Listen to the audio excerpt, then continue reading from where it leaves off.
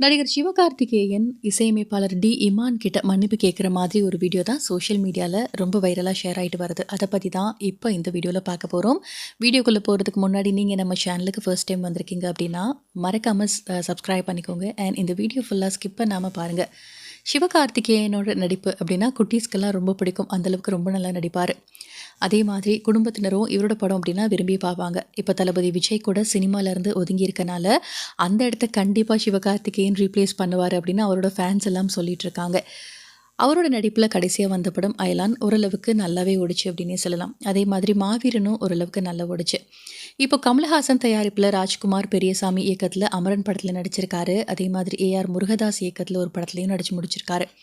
அடுத்ததாக சிபி சக்கரவர்த்தி படத்துலையும் வெங்கட் பிரபு படத்துலையுமே நடிக்க போகிறாரு அப்படிங்கிற மாதிரி தகவல் வந்திருக்கு. கோலிவுட்டில் சிவகார்த்திகேயனுக்கு க்ளீன் பாய் அப்படிங்கிற ஒரு பேர் இருந்துச்சு. ஆனால் இசையமைப்பாளர் டி இமான் கடந்த வருடம் ஒரு பேட்டி ஒன்று கொடுத்துருந்தாரு. அதில் இனி சிவகார்த்திகேயனோட இந்த ஜென்மத்தில் நான் சேர்ந்து வேலை பார்க்க மாட்டேன் அப்படின்னு சொல்லியிருந்தார். அது எனக்கு ரொம்ப பெரிய துரோகத்தை அவர் எனக்கு பண்ணிட்டாரு. என்னோட குழந்தைங்களோட எதிர்கால நலன் கருதி அதை வெளியில் நான் சொல்லாமல் இருக்கேன். அந்த துரோகம் குறித்து சிவகார்த்திகேயனிடம் நான் நேராகவே கேட்டுட்டேன் அப்படின்னு சொல்லி ரொம்ப பெரிய பரபரப்பை ஏற்படுத்தியிருந்தார் டி இமான். இதையடுத்து இமானுக்கு சிவகார்த்திகேயன் என்ன துரோகத்தை பண்ணியிருப்பார் அப்படின்னு நிறைய பேர் கேள்விகள் கேட்க ஆரம்பிச்சிட்டாங்க. ஒரு தரப்பு என்ன சொல்லியிருந்தாங்க அப்படின்னா, இமானும் அவரோட முதல் மனைவியான மோனிகாவும் பிரிஞ்சதுக்கு காரணமே சிவகார்த்திகேயன் தான். அதை தான் இமான் இப்படி சுற்றி வளைச்சு சொல்கிறாரு அப்படின்னு சொல்ல ஆரம்பிச்சிட்டாங்க. ஆனால் அதை மோனிகா கண்டிப்பாக மறுத்துட்டாங்க. அது மட்டும் இல்லை, இது சிவகார்த்திகேயனுக்கு எதிராக திட்டமிட்டு அவதூறு பரப்புகிறாங்க அப்படிங்கிற மாதிரி சிவகார்த்திகேயனோட ஃபேன்ஸும் சொல்ல ஆரம்பிச்சிட்டாங்க. ஆனால் இந்த ஒரு விவகாரம் குறித்து இது வரைக்கும் சிவகார்த்திகேயன் எதுவுமே வாய் திறக்கலை. இந்த நிலையில் இமான் கிட்ட சிவகார்த்திகேயன் மன்னிப்பு கேட்குற மாதிரி ஒரு வீடியோ ஒன்று வெளியாகி ட்ரெண்ட் ஆயிருக்கு. அதில் சிவகார்த்திகேயன் என்ன சொல்லியிருக்காரு அப்படின்னா, நான் ஒருத்தர்கிட்ட மன்னிப்பு கேட்கணும் அப்படின்னா அது இமான் அண்ணா கிட்ட தான் மன்னிப்பு கேட்கணும்.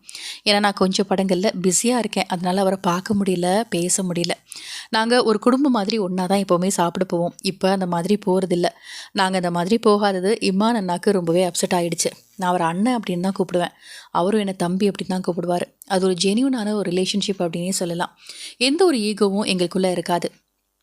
அதே மாதிரி அவர் மேலே எப்போவும் எனக்கு அண்ணன் அப்படிங்கிற பயம் இருந்துகிட்டே இருக்கும். அதனால் ஏதாவது ஒரு பாடலில் திருத்தம் சொன்னால் கூட நான் பயந்துட்டே தான் சொல்லுவேன் அப்படிங்கிற மாதிரி எஸ்கே அந்த ஒரு வீடியோவில் பேசியிருக்காரு. அந்த வீடியோ தான் இப்போ ரொம்ப ட்ரெண்ட் ஆகிட்டுருக்கு. ஸோ நீங்கள் இதை பற்றி என்ன நினைக்கிறீங்க அப்படின்னு உங்களோட ஒரு கருத்துக்களை மறக்காமல் கமெண்ட் செக்ஷனில் ஷேர் பண்ணுங்கள். அது மட்டும் இல்லாமல் எஸ்கேவோட அடுத்த படத்துக்காக யாரெல்லாம் ரொம்ப ஈகராக வெயிட் பண்ணுறீங்க அப்படிங்கிறதையும் சொல்லுங்கள். இந்த வீடியோ பிடிச்சிருந்தால் லைக் பண்ணுங்கள். இந்த மாதிரி ஒரு அப்டேட்க்கு நம்ம சேனலை சப்ஸ்கிரைப் பண்ணிக்கோங்க. தேங்க்யூ.